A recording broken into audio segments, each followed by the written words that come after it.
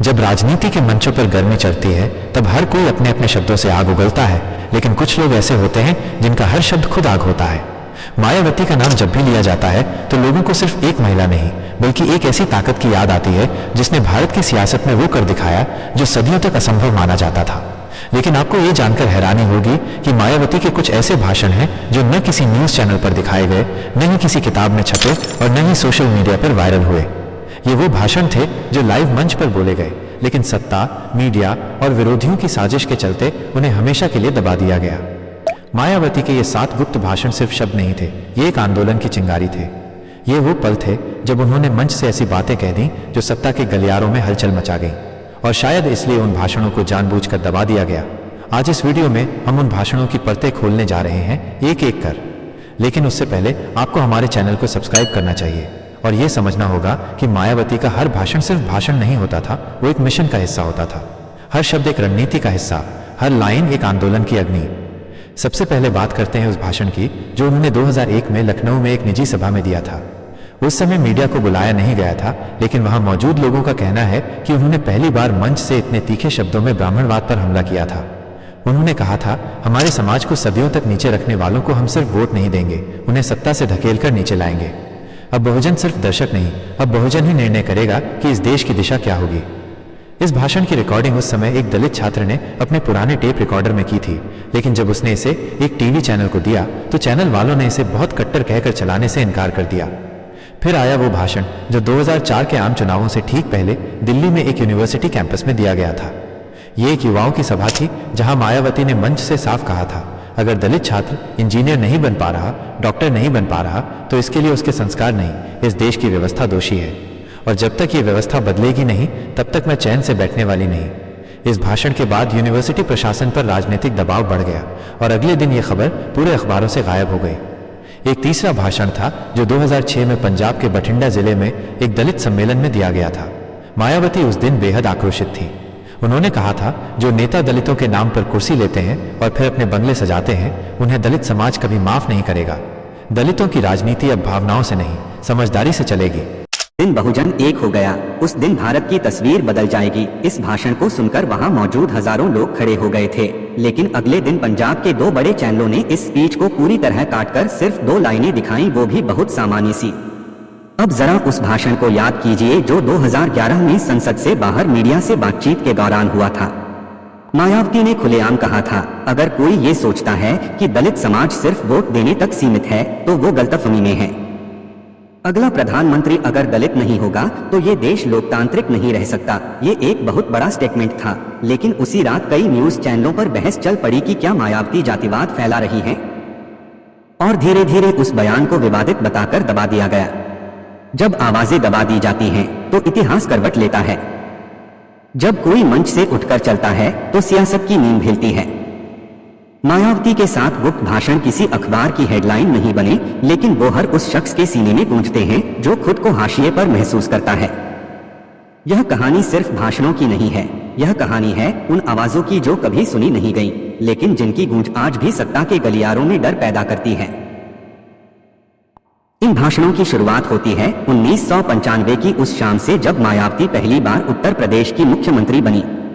लेकिन सीएम पद की शपथ से पहले एक बेहद निजी सभा में उन्होंने अपने भरोसेमंद लोगों से एक ऐसी बात कही थी जो कभी सार्वजनिक नहीं हुई।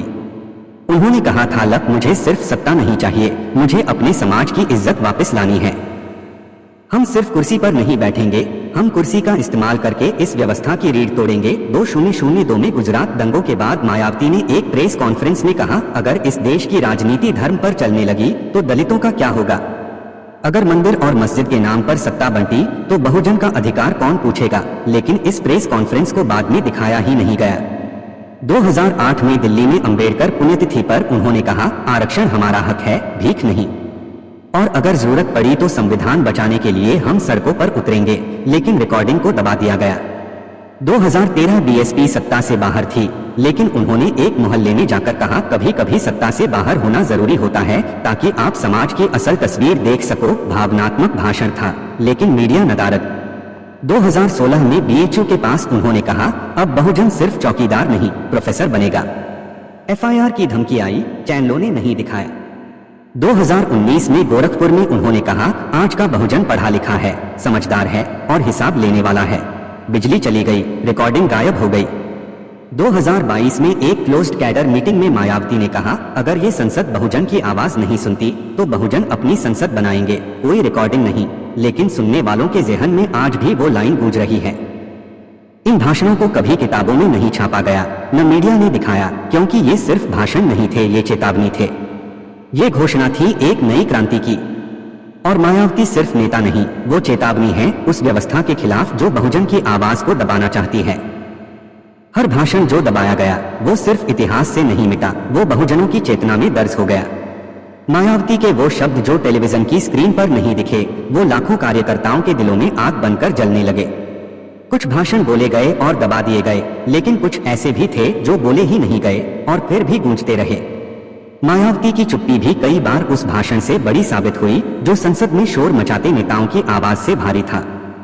जब वो 2017 में राज्यसभा में खड़ी होकर बोल रही थी और कहा, अगर इस संसद में दलितों की बात नहीं हो सकती तो मुझे यहाँ रहने की जरूरत नहीं, उस पल उन्होंने माइक बंद होते ही इस्तीफा दे दिया था।